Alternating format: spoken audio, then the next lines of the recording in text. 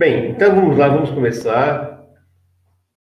Sou Paulo Padilha, estou aqui com o prazer de acompanhar essa live do professor Marcelo Gadotti, que muitos de vocês já conhecem. O professor Gadotti é diretor fundador do Instituto Paulo Freire, atual presidente de honra desse instituto, que o ano que vem, 2021, completa 30 anos, né? E Gadotti está praticamente completando, né, Gadotti, 60 anos de magistério. Então, é com essa alegria que a gente vem aqui hoje, nessa jornada, discutir uma temática, né, que é temática porque é muito ampla. Dizem que temática é a floresta, né, e o tema é a árvore. Então, a temática é porque realmente nos convida a pensar amplamente a educação, mesmo sendo uma jornada que vai nos aproximar desse tema. O tema, mestres do amanhã, fazedores do futuro. Então, Gadotti, mais uma vez, estar com você, te acompanhando aqui, é uma honra, uma alegria, um prazer, né? E, para não me alongar, eu queria já colocar com você, Gadotti, algumas perspectivas aqui de diálogo com quem está participando, que aos poucos já estão entrando aqui na nossa live. Gadotti, queria que você falasse um pouquinho sobre tudo que as pessoas já começam a nos perguntar no Facebook, nas mensagens que recebemos. Por que uma jornada? E esse tema é importante, mestre do amanhã, fazedor do futuro. O que isso tem a ver com a realidade que vivemos hoje, num contexto social, de pandemia, de saúde pública em crise, né, e brasileira e mundial, para além da crise política que vivemos no nosso país, que é tão grave, tão séria. Bom dia, Gadotti. Bom dia a todos e a todas. Veja, como é que nasceu essa ideia desta jornada? Eu, nesse tempo de afastamento, de reflexão, de volta para casa, de ficar em casa, eu fiquei pensando que não era só eu, a humanidade estava voltando para casa. Fiquei pensando nessa ideia de que todos teriam a oportunidade de repensar e pensar no que estavam fazendo, né? E eu, como educador, como professor, me perguntava exatamente o que devo fazer nesse momento, né? E aí é que fui buscar nas leituras, como professor, né?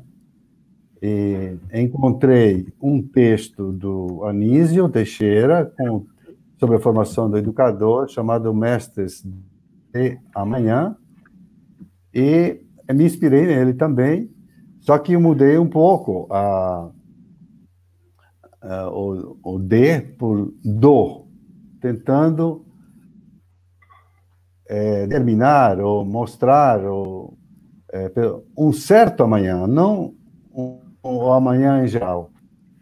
Porque, pensando na situação que vivemos hoje, nós devemos pensar num outro amanhã, talvez, não o amanhã como continuidade do hoje, né? Então, essa foi a primeira intuição. Em relação ao título, tem uma segunda parte que você falou, Fazedores do Futuro. E aí, foi através de uma leitura de uma fala de Paulo Freire ao Movimento de Defesa do Favelado, em São Paulo, em 1993. 30 anos depois do texto do Anísio, que é da década de 60, da década de 60, da revista Brasileira de Estudos Pedagógicos que ele dirigia. Bem, nessa fala que foi gravada pelo Movimento de Defesa do Favelado, em São Paulo, o Paulo Freire falou assim: eu não sou daqueles que esperam que o amanhã chegue até mim. Eu sou um fazedor do futuro.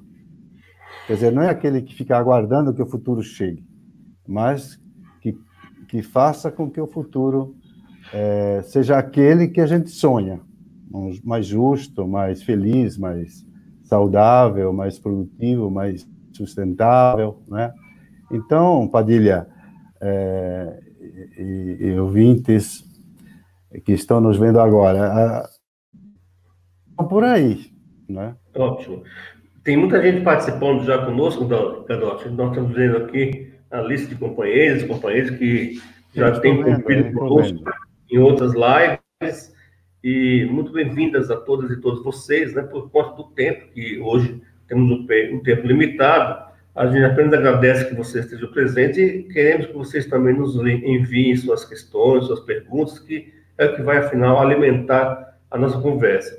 Gadot, fica muita questão hoje, né, de o que fazer hoje pensando no futuro. E me parece que o tema nos leva, ou a temática nos leva a trazer o futuro para o presente, no sentido de aproveitar o que existe hoje em relação às tecnologias, às novidades, mas por meio de um resgate, de como você sempre nos fala, resgatar os clássicos, né? Qual que é a importância para a educadora, para o educador de hoje, por exemplo, retomar os clássicos como você propõe nessa jornada? Porque, assim, a gente sabe hoje da dificuldade do professor de estudar, de se formar justamente em tempo de serviço, no momento que ele trabalha, tem o direito de se formar.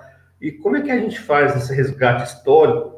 Você sempre trabalhou muito bem em várias publicações, eu lembro desse livro, História das Ideias Pedagógicas. Como é que você acha que podemos estimular as pessoas a participarem processualmente, continuamente, de formações continuadas como essa aqui também? Esse curso nos convida para que possamos, inclusive, compensar, né, mas não dispensar, a falta de responsabilidade do Estado em relação à educação continuada do magistério. Veja, você falando do retorno aos clássicos, eu, 30 anos, depois de 30 anos de magistério, no início da década de 90, escrevi esse livro que você falou, História das Ideias Pedagógicas. Bem, eu retomei também a História das Ideias Pedagógicas, que eu pretendo depois desenvolver num curso mais aprofundado dos mestres do amanhã. Não é? A jornada é um pontapé inicial da discussão dessas ideias. Né? E um dos autores que me inspirou as ideias da História das Ideias Pedagógicas, porque eu era professor de História e Filosofia da Educação, e ele é resultado das minhas aulas, né, durante esses 30 anos, foi Mário Aligueiro Manacorda. E ele diz exatamente isso, lá no final do livro. É preciso reler os clássicos para poder, do passado, para a gente poder pensar o futuro. Então, ele colocou essa ponte entre o passado e o futuro. Então, eu comecei a pensar como reler. Eu já tinha feito o livro a partir desse referencial que ele toma os modos de produção e o que os modos de produção determinaram, influenciaram o pensamento e a prática, sobretudo, da educação ao longo dos séculos, né? Mas eu tive uma outra ideia, Padilha, que é o seguinte: eu pensei em reler a história da educação a partir da visão que tem a pedagogia do oprimido. Então, peguei o referencial da pedagogia do oprimido para reler a história e descobrir na história a relação oprimido-opressor. Uhum. E a minha leitura me levou a evidenciar algo que, às vezes, não aparece muito. A história da educação é uma história dualista. A educação vive um dualismo que nunca desapareceu. Ela nasceu dualista. Isto é, nasceu uma educação para os ricos, diríamos hoje, e uma educação para os pobres. Então, esse dualismo reproduz a desigualdade que existe na própria sociedade. Então, para mim, os mestres do futuro são aqueles que buscam superar esse dualismo, em que a educação seja igual para todos, não é? Na medida do possível, que diminuam, pelo menos, as distâncias de uma educação aligeirada para os pobres, né, os mais empobrecidos, e de uma educação integral só para alguns privilegiados, né? Isso parece em Anísio também, no livro aparece esse fio condutor, né? Se você pega a pedagogia do oprimido e aplica a história das ideias pedagógicas, a história da educação. Pedro, a ideia freiriana, que todos aqui conhecem, quem está entrando pode conhecer também, ela tem essa preocupação, né, de uma forma direta com as demandas que nos chegam de formação, a gente poder contribuir com esta reflexão sobre a prática por parte de educadoras, educadores, e também pessoas das famílias, pessoas de todos os vários segmentos escolares, que têm interesse na educação das crianças, dos jovens, de uma forma mais qualitativa, com qualidade, como chamamos, sociocultural, socioambiental. E hoje, mestre, a gente percebe uma certa dificuldade de aprofundamento nos estudos sobre as práticas. Dá a impressão, muitas vezes, nas formações que fazemos, que os docentes hoje, por conta da ausência, efetivamente, de uma política pública de formação continuada, se interessam muito mais por formações aligeiradas e menos por aprofundamentos. Na idade freiriana, a gente verificou uma demanda. Queria que você falasse um pouco disso. Qual a importância hoje de nós incentivarmos e resgatarmos estudos aprofundados relacionados à reflexão sobre a prática? Porque Paulo Freire falava isso, né? Antes precisamos refletir a prática para, a partir dela, construir uma teoria. Qual a importância de nós assistirmos na formação continuada do professor? Até porque dá a impressão que isso é uma coisa antiga que não precisa mais. Olha, Padilha, é o que até muitos dos nossos alunos da EAD Freiriana nos provocaram, dizendo que precisávamos também de cursos mais aprofundados, além de jornadas, cursos teóricos até, foi a expressão usada por alguns dos nossos alunos, né? De aprofundar as teorias, como leituras também da prática, quer dizer, não as teorias simplesmente desligadas da prática, mas, como dizia Paulo Freire, o melhor momento da reflexão, da formação continuada do professor é o momento da reflexão crítica sobre a sua própria prática. Aliás, toda a obra de Paulo Freire, todos os livros de Paulo Freire, nada mais são do que reflexões, falas, né? É muito coloquial a fala de Paulo Freire, a escrita de Paulo Freire, sobre a sua própria prática. Vocês pegam todos os livros, ele dá exemplos constantes dessa sua prática. Ele praticou a filosofia da educação que estava propondo, né? Ele era um exemplo dos seus próprios princípios pedagógicos. Nesse sentido, eu acho que a falta que faz esse tipo de formação é porque o professor hoje está sufocado por uma visão da educação que obriga ele a ser um mero executor de programas já elaborados. Então, ele perde a sua autoria e perde a sua capacidade de refletir sobre a sua própria prática. Ele acaba se tornando, na visão que está se propondo nessa globalização capitalista que temos hoje,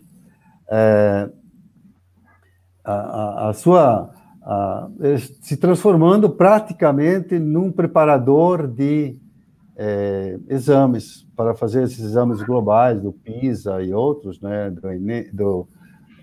esses exames do IDEB, por exemplo, que são indicadores, não são avaliações, né? Com isso, o que acontece é uma inversão de fins e meios. A avaliação, que deveria ser um meio, acaba se tornando o fim da educação. Então, ela vai colonizando o currículo. O currículo vai se sendo subordinado a uma forma de você fazer as avaliações. Então, é uma distorção total da própria educação como um meio de emancipação. E nós estamos, nesse momento, vivendo esse coletivismo curricular, que eu chamaria, né? Quer dizer, que todos têm que fazer a mesma coisa, né? Então, quebrando exatamente aquela diversidade curricular que cada escola deveria ter seu próprio projeto político-pedagógico, por exemplo, e reduzindo uma unificação global, não é só no Brasil. É claro que uma jornada, né, Gadotti, como você está preparando, não dá conta pelo tempo, são 3 aulas, aliás, são 3 aulas muito boas que eu tenho tido o prazer de finalizar a edição delas junto à equipe. Falar em equipe, nossa equipe em peso está nos acompanhando aqui. Olá, bom dia a todos e todos. E tem muitas pessoas aqui do sexo feminino, né? Ou seja, a gente vê a grande maioria das pessoas, das mulheres, participando aqui dessa jornada, dessa live, e você, numa das suas aulas, né? Se não me engano, a primeira videoaula que você grava nessa jornada, você fala da importância fundamental da mulher na educação, da mulher em toda a sociedade. Acho que até em homenagem às mulheres que estão conosco, né, participando, queria que você nos dissesse como você vê, Gadotti, o papel da mulher hoje na sociedade, na educação, que é muito diferente do que era há 40, 50 anos atrás, quando você começou a trabalhar no magistério, né? Já faz quase 60 anos.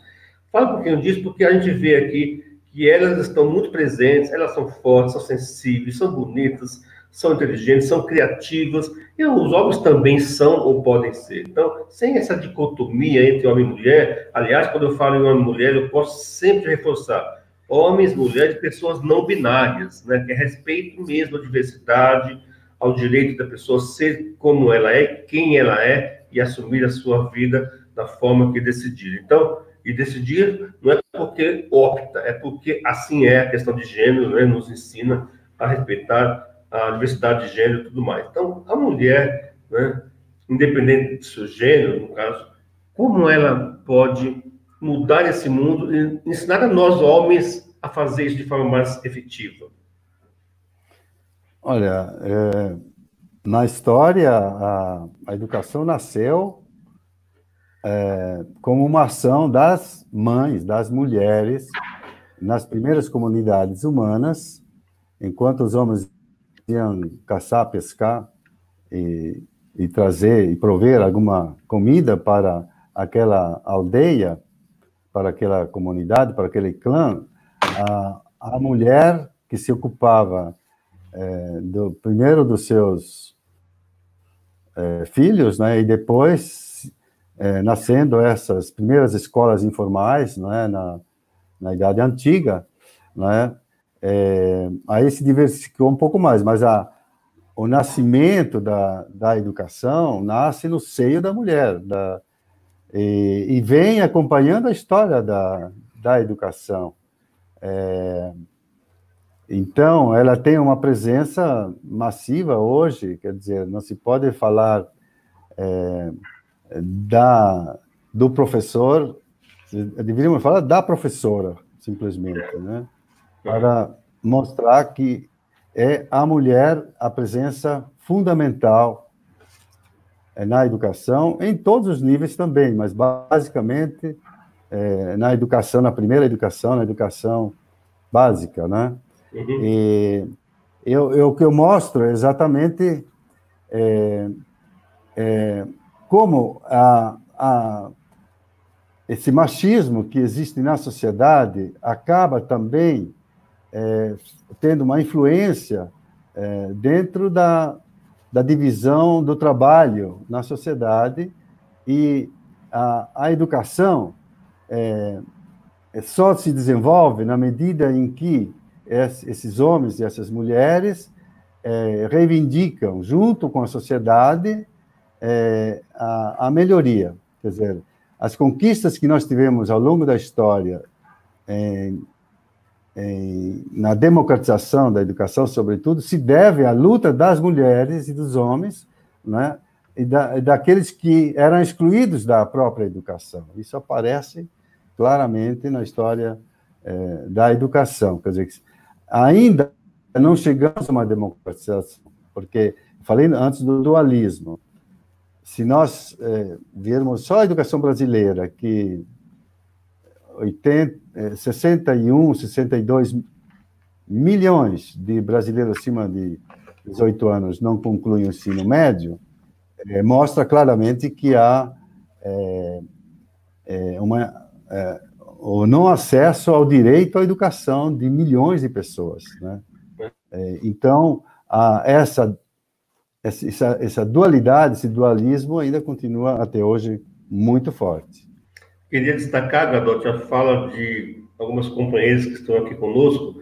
Por exemplo, a Francisca Pini, nossa diretora pedagógica do Instituto Paulo Freire. Olá, Francisca.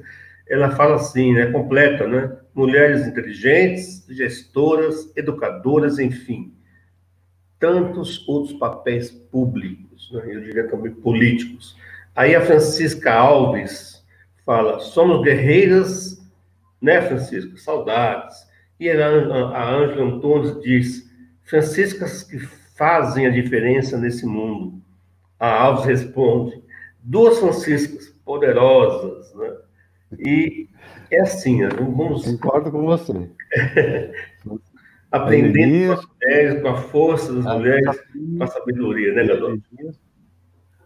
São poderosas. Gadotti, uma coisa que me preocupa, às vezes, quando a gente fala em resgatar os clássicos, é porque toda a formação acadêmica, toda a formação docente exige, né, de quem está à frente do processo pedagógico, resgatar esses clássicos, né, e aprofundar o mais possível. Eu também, pedagogo, né, formado na década de 80, pouquíssimo estudei na minha faculdade de pedagogia Paulo Freire. E até por isso dizemos que Paulo Freire está pouco presente na universidade, nas escolas brasileiras, ao contrário do que muitos dizem, muitos responsabilizam Freire pelo, aspas aí, fracasso da educação brasileira. A gente responde que se Freire estivesse presente, de fato, a educação teria sido outra coisa. Mas quando a gente resgata os clássicos, né, e a gente fala não só de clássicos brasileiros, mas, sobretudo, né, de todo o mundo, você trabalhar isso muito bem no História das Ideias Pedagógicas, eu me pergunto, resgatando os clássicos, nós que estamos lendo, relendo, rediscutindo, eu diria, reinventando os clássicos, também nos tornaremos, então, fazedores do futuro. É essa a ideia. Sim, veja, se eu citei Anísio e o Paulo Freire, eu estou citando clássicos, né? Clássicos não são os antigos, são aqueles que são atuais, que continuam. Aristóteles é um clássico, porque continua atual, pelo menos situado dentro da época, né, há 2.300 anos atrás, 2.400 anos atrás, dentro daquele contexto, Aristóteles, ele é um mestre do futuro na medida em que ele permanece no futuro até hoje, discutido ou não, permanece. Então, mas nós no Brasil temos aí um Milton que precisa ser relido, um Florestan Fernandes, um Darcy Ribeiro, entre outros, né, que me parecem que estão sendo esquecidos, não por falta de importância deles, mas porque o sistema reduziu a educação a uns poucos saberes, competências e habilidades, e a educação virou isso, que está aí, e que, para mim, vai entrar em colapso. Esses tempos, você sabe que eu tive um amigo em Berlim que faleceu recentemente da Universidade Livre de Berlim, Jürgen Zimmer. Ele faleceu com 80 anos, há uns 6 meses, e um grande amigo meu, em 89, quando caiu o Muro de Berlim, eu estava em Berlim porque nós estávamos numa reunião, e estava na casa dele, e a casa dele, por sinal, o fundo da casa dele tinha um jardim, uma horta, etc. E o mais impressionante é que o Muro de Berlim cortou o terreno dele, né? A gente via o muro pela janela do dormitório, do quarto, né? Então, eu faço essa imagem da queda do Muro de Berlim porque é a queda de um certo coletivismo que não respeita a subjetividade. E o Império Soviético estava colapsando, desmoronando com o Muro de Berlim, porque não respeitou a individualidade, a diversidade, a subjetividade, né? E eu acho que esse modelo de educação que nós temos hoje, de excessiva centralização, né, de homogeneização, que eu chamei antes de coletivismo curricular, não é? É uma outra forma de coletivismo, que não respeita a subjetividade e as diferenças. Me parece que ele vai entrar em colapso também. Já está entrando em colapso, só que a gente não está vendo. Eu acho que a questão curricular é a questão central da educação hoje no mundo e no Brasil em particular. E não é uma questão fácil assim, né? Mas ela tem que ser colocada em questão, essa questão, por exemplo, da BNCC, que se alinha a essa visão universalista que vem de cima, que vem do Banco Mundial e da OCDE, né?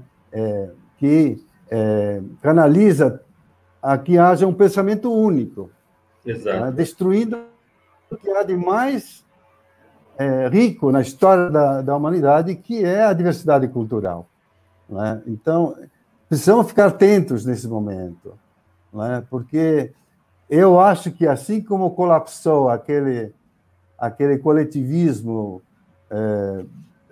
da União Soviética, esse outro coletivismo que nós vivemos hoje também vai colapsar, porque não é possível que a humanidade fique prisioneira de uma única forma de pensar a educação, não é? E eu acho que é isso que faz, Padilha, com que no ano passado o Papa Francisco tenha lançado uma convocação para um novo pacto educativo global, centrado na pessoa. Então,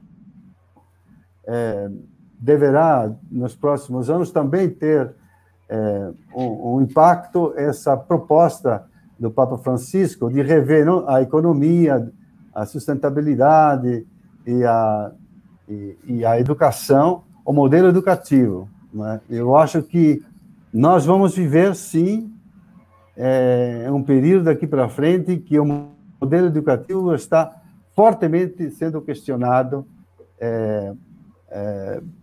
nas redes sociais.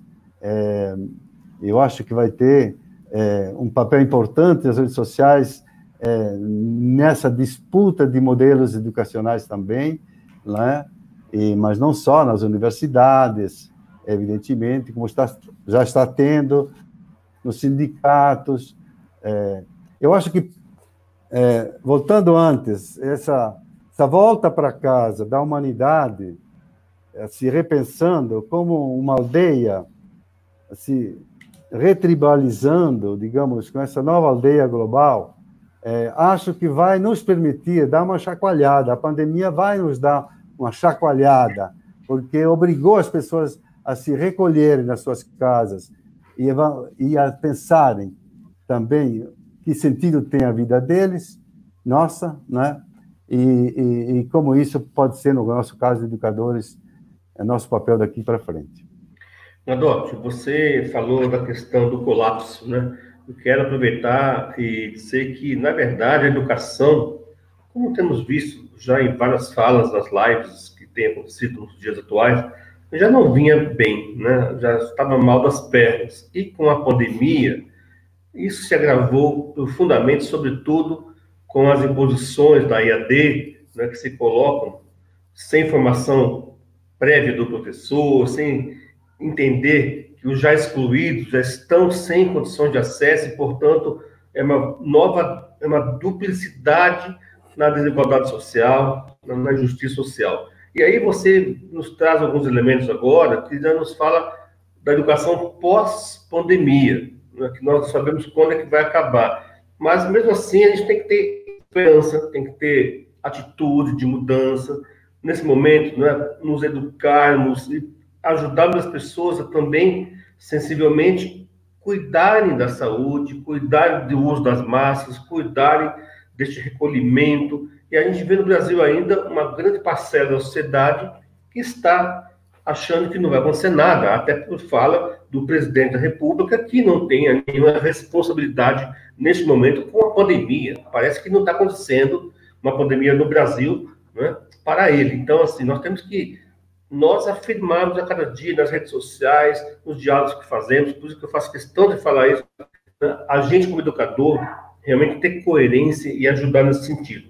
E aí, eu quero já também avisar que o nosso tempo já está meio em cima da hora, nós previmos aí meia hora, 40 minutos. Queria também trazer aqui para a discussão, Gadotti, algumas falas importantes de quem está participando. Eu quero trazer aqui a Francisca Alves, que ela escreveu assim, olha, historicamente, muitas mulheres transgrediram na história da educação, até porque o acesso à educação foi negado às mulheres. Elas tinham que ficar confinadas dentro de casa. Quer dizer, é uma questão importantíssima que nós precisamos observar. Outra questão, o Jackson, né, que é um parceiro nosso da Gente Jovem Educacional, ele coloca assim, bom dia a todos, amigos do Instituto Paulo Freire, muito bom acompanhar vocês aqui nesse processo. A Ana Paula Barbosa, eu não sei como dou conta de tantas demandas, só Deus explica. Né? Nós temos que nos virar as mulheres muito bem, sobretudo. A Francisca Alves, ela lembra, Nízia Floresta foi uma das mulheres pioneiras na educação. A Ângela Antunes, a Ângela Bis Antunes, equivale por duas, né? Ela fala assim, uma homenagem à educadora Elza Costa Freire, companheira de Paulo Freire. Como a Elza foi importante para Paulo Freire, né? Também quero ler aqui outra contribuição da Ana Barbosa, porque as pessoas vão dialogando também aqui no chat, né? Ela fala, obrigado, Ana, eu agradeço. Eu estou vendo aqui que há todo um diálogo paralelo. Eu estou falando aqui, mas não sei se né?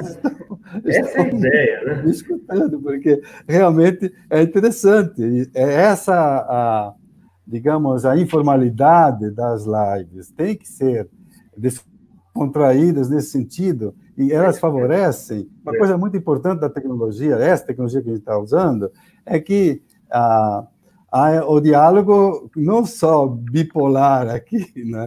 Mas há entre o grupo, que eu acho que isso é fantástico. Por isso que eu acho que existe EAD, um tipo de EAD e outro mais interativa, e aquela outra que é puramente doutrinária, digamos, né? Que é de cima para baixo. Mesmo. Eu acho que a EAD freiriana tem esse caráter de circularidade, né? Isso mesmo. Então, vale a pena. Não, mas é isso mesmo, Gadotti. Destacar aqui a Adriana Boeira fala para você. Bom dia, Gadotti. Em relação ao processo de ensino-aprendizagem em tempos de pandemia, várias instituições suspenderam o seu calendário acadêmico. Não, eu acho que tem que suspender mesmo, porque como é que faríamos vistas grossas para o que está acontecendo, né? Acho que o calendário acadêmico, nesse momento, é a vida. Né? O que importa no momento não é a economia, é a vida. Nós temos que suspender e fazer direito à nossa educação. No momento propício, e educar agora nas relações humanas, no intercâmbio, né, humanizado, para dignificar a vida. Marcelino de Oliveira Fonteles. Todo projeto de poder pedagógico parte de uma visão de mundo. Você poderia falar um pouco sobre a visão de mundo de Paulo Freire e a educação? Gadotti, para que você possa, então, contribuir mais, podíamos partir daí dessa contribuição do Marcelino e a gente, mais uma vez, daqui a pouco volta a falar das várias intervenções que estão acontecendo, e a live tem essa característica, né? No início, as pessoas mais escutam, de repente começam a falar e se expressar, porque as pessoas têm muito a dizer. Certo. Se a gente pega, Marcelino, essa trajetória da educação, que eu tenho que falar a partir do meu lugar, que é o de professor, viu? Da História e Filosofia da Educação, a gente vai ver que a educação, ao longo de sua história, tem um fio condutor. A história da educação é a história da liberdade e da luta contra a liberdade. É a luta a favor da liberdade, mas também a luta dos opressores, tentando habitar os oprimidos, né? E o oprimido hospedando o opressor, como dizia o Paulo Freire. É interessante que o primeiro livro de Paulo Freire, publicado em 67, antes da Pedagogia do Oprimido, foi Educação como Prática da Liberdade.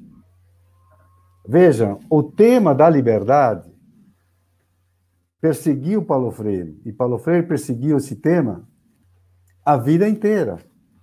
Aparece em todos os livros. A educação como uma prática da liberdade. Né? Então, em Paulo Freire, essa é uma tese fundamental, é a busca da liberdade, da autonomia. Aliás, o último livro é sobre a autonomia, publicado pouco antes de falecer, em 97. Né? Então, a contribuição de Paulo Freire é vital hoje, porque eu diria que é uma educação biófila, é uma educação para a vida. Né? Se nós tivermos que nos recolher por absoluta necessidade para nos preservar, para preservar a vida, né? Sobretudo eu, como perto já dos 80 anos, né, que estou nesse grupo de risco, né, que eu tenho que me cuidar mais, aliás. Né? Bem, nós tivemos por uma necessidade histórica desse momento, né, e as aulas, então, foram, em todo o mundo, foram suspensas e vão retornando, e ela é passageira também. Né? Temos que pensar que a pandemia, por mais impressionante que tenha sido e esteja sendo o seu processo de expansão e o número de vítimas que temos aqui que nos sensibilizar diante das famílias que perderam seus entes queridos, né? E o Brasil, nesse momento, como Padilha destacou, com uma irresponsabilidade, talvez, de seu presidente, sim, sem dúvida alguma, acho que poderíamos nos unir mais nesse país se tivéssemos um presidente responsável nesse sentido, né, de levar à frente essa coordenação, mas que ele se demonstrou incapaz de fazer isso. Bem, então, nós tivemos que fazer esse isolamento social e ainda permanece e vai permanecer durante o tempo que for necessário para poder preservar a vida. Né? E nós vamos sofrer muitas consequências ainda, não sabemos as consequências que virão, não só do ponto de vista econômico, né? Mas também as incidências que isso vai ter na vida cultural, na vida escolar.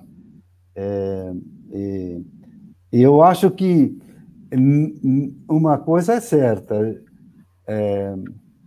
nesse momento em que muitas aulas foram dadas à distância, remotamente, se de um lado ajudou os sistemas a aperfeiçoarem, melhorarem um pouco essa mobile learning, essa educação remota, à distância, etc.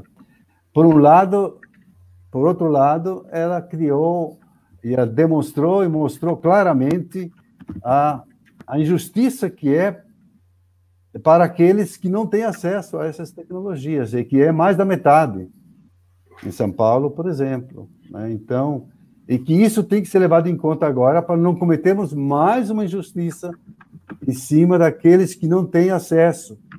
Né? A dificuldade enorme que tem de acesso, porque a precarização do acesso é muito grande à banda larga.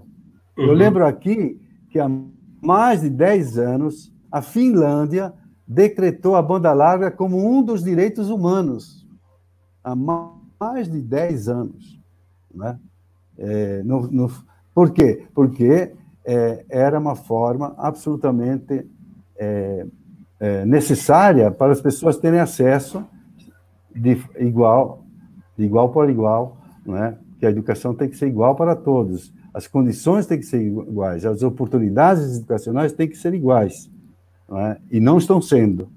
Então, nós não podemos exigir agora que o mesmo rendimento, né? Senão vamos cometer uma bárbara injustiça.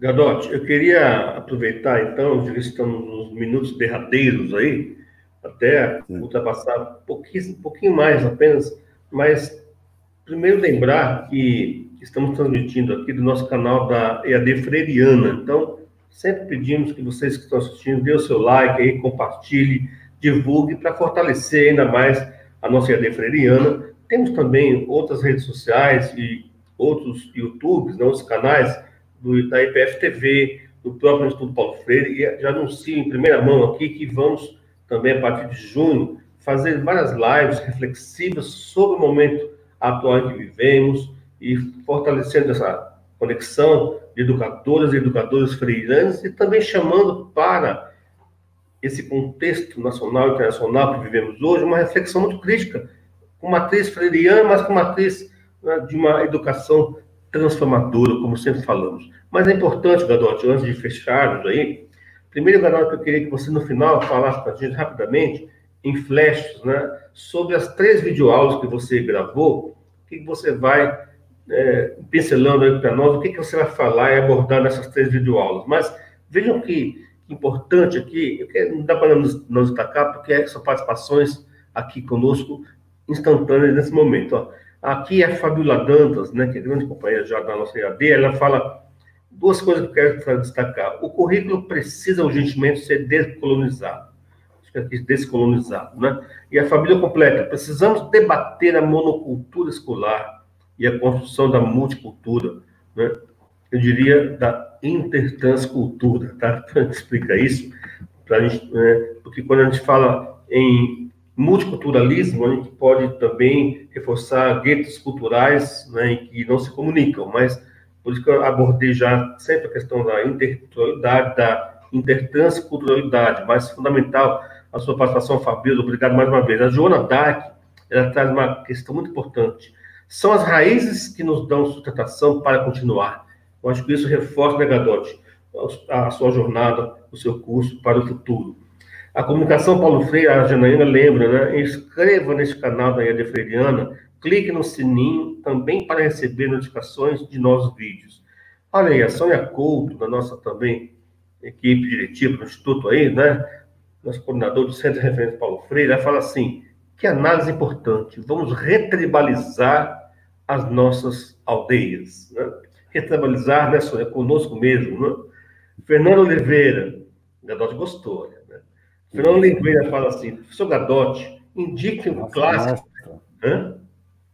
indique um clássico imprescindível escrito por uma mulher para que tenhamos conosco. A Francisca Alves, EAD adestradora e a nossa é interativa, viva mesmo esse desafio nosso. A Dulce Ferreira, homenagem a todos vocês que fazem isso acontecer, Padilha, Anja, Gadotti, tantos outros, Francisca Pini, Janaína, Plínio e tudo mais. A Bel Domingues, lá de longe, né, Bel? Gadotti, Padilha, um bom dia a todos também. A Luciene, deixa eu ver se eu acho aqui, é muita gente, né, mas nós temos que registrar aqui porque são pessoas queridas, importantes, que dão a sua contribuição ao vivo aqui. Deixa eu aqui reencontrar aqui o meu fio da meada, para não... Difícil aqui, diante de tantas boas intervenções aqui. Maravilhosa, né, Gadotti? A Sônia fala de novo, a Ana do Vale, nossa grande companheira, ex-secretária de Educação de Natal, né, e membro da nossa equipe. Olá, Aninha. Saudade, Aninha. A Francisca Pini, ela fala assim, o seu conhecimento não envelhece, é o herdeiro das ideias pedagógicas. Muita responsabilidade, mestre. É isso aí. Adriana Poeira, prefeito professor. A Sônia Couto, mestre Gadotti, analisando o passado, com os pés no presente, construindo uma educação do futuro. É todo mundo poético, Gadotti. A Não, Tatiana... você viu as fotografias? Eu estou vendo as fotografias, todo mundo rindo. Que É, bom! né? O Paulo Freire tem um prefácio do livro Alunos Felizes, do Jorge Lider. Ele falou assim que a alegria é revolucionária. Leia um prefácio do livro Alunos Felizes do Lider. E parece que pelas fotos que eu estou vendo aqui, desse chat, todo mundo está alegre. É muito importante a alegria, porque a alegria é revolucionária. Mas você, Padilha, perguntou para mim as aulas. Bom, eu acho que são 3 aulas, mas a primeira aula é por que Mestres de Rousseau, que eu aprofendo, Mestres do Amanhã. Mestres de Rousseau é um livro meu, tá? Que vou disponibilizar, vou pedir para a Janaína disponibilizar para aqueles que fizeram o curso, ou não sei, a jornada também, né? Disponibiliza, acho que é importante, os mestres de Rousseau também. Mas, por que Mestres do Amanhã? Então, eu vou explicar e terminar com uma tese. Cada aula, das 3 aulas, termina com a tese. A primeira tese é: não basta incluir, é preciso emancipar. Então, aí coloca a questão de que tipo de educação que devemos ter. Não é qualquer educação. Quando a gente chama Mestres do Amanhã, a gente também está dizendo, incidindo sobre a questão: qual é a educação que queremos para amanhã?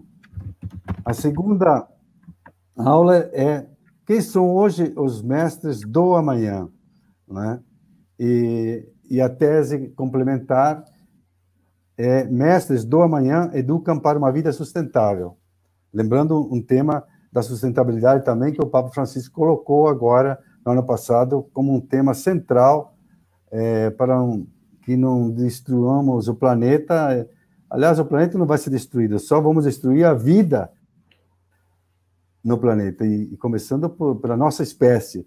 Se nós continuarmos com essa forma de produção e reprodução da nossa existência no planeta, que é absolutamente insustentável, né? E a terceira aula é um convite para uma caminhada um pouco maior, através de um curso futuro que já está sendo... Eu já estou gravando, já estou dizendo isso, que já fiz. São 4 módulos de 6 aulas e já terminei nessa semana o primeiro módulo, porque até depois trabalhar em cima, decupar e editar, é todo um processo que demanda tempo. E a tese apresentada nessa terceira aula é os mestres do amanhã educam para outros mundos possíveis.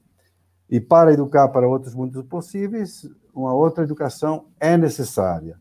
Colocando sempre isso, né? Colocando a educação popular aí, as contribuições da educação da África, da América Latina, vinculados à descolonização, como alguém falou aí antes, né? Necessidade de descolonização. Eu acho que é uma contribuição importante para a educação do futuro, que não está sendo muito levada em conta hoje, com essa globalização capitalista e a sua educação neoliberal que vem nesse projeto da OCDE, do Banco Mundial, que são hegemônicos hoje no planeta.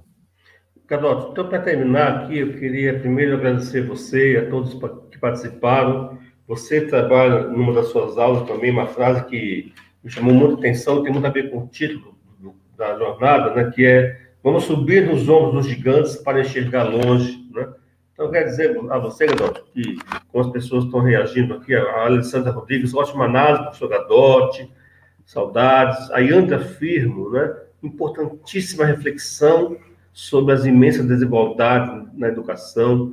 A Ayala Souza, nossa querida já cursista de vários cursos, presente também conosco aqui. A Ana Paula Barbosa, deixando uma mensagem belíssima que todos acompanham aí, pensando no futuro, importante de estarmos juntos aqui. Eu queria que você deixasse, então, Gadotti, uma mensagem para todos e todas que nos ouvem agora. Aliás, o chat é gravado, tanto a imagem, o vídeo, como as contribuições estarão disponíveis logo a seguir. Nós só temos que fazer pequenas edições e socializar com vocês. No máximo, em 2 dias a gente consegue, ou até antes, colocar isso no ar. Aí, Gadotti, umas palavras suas, então, para que as pessoas se sintam encorajadas, desafiadas, para participar da nossa jornada, que é mais uma jornada importante da IAD Freiriana, e você, como nosso mestre, né, grande referência nossa, vamos subir nos seus ombros para chegar mais longe. O que você diria? Participe desta jornada conosco. E obrigado a todos por estarem presentes. Obrigado, Padilha. Não são palavras finais, mas eu acho que nesse momento a gente deve, primeiro, guardar muito a esperança. Uma esperança se espera, uma esperança ativa, evidentemente. E eu sou uma pessoa razoavelmente feliz, razoável, porque eu tento ser, mas nem sempre é possível. E eu acho que, enquanto educador, educadora, a nossa função maior é manter um exercício de otimismo diante das crises que nós estamos vivendo atual. Eu acho que é muito importante dar o exemplo. Nós ensinamos mais aquilo que somos do que aquilo que ensinamos, né? Então, ensinamos muito mais pelo exemplo, pela forma como nós trabalhamos. O nosso método é a mensagem. A mensagem é o nosso método, o método no sentido de caminho, aquilo que nós fazemos, né? Portanto, sejamos aquilo que desejamos que os outros sejam, que o mundo seja. E isso, para mim, é guardar um certo otimismo, e nós precisamos de muita coragem hoje para, diante de tantas adversidades, mantermos firme o otimismo num outro mundo possível. É isso que a gente tenta fazer, deixar esse mundo um pouco melhor do que o encontramos. Obrigado por nos acompanhar nessa live. A todas e todos, muito obrigado, Gadotti, a você, a nossa equipe. Um abraço a todos e esperançar com coragem. Fica aí a mensagem final do Gadotti. Vamos em frente, gente. Sempre juntos. Um abraço.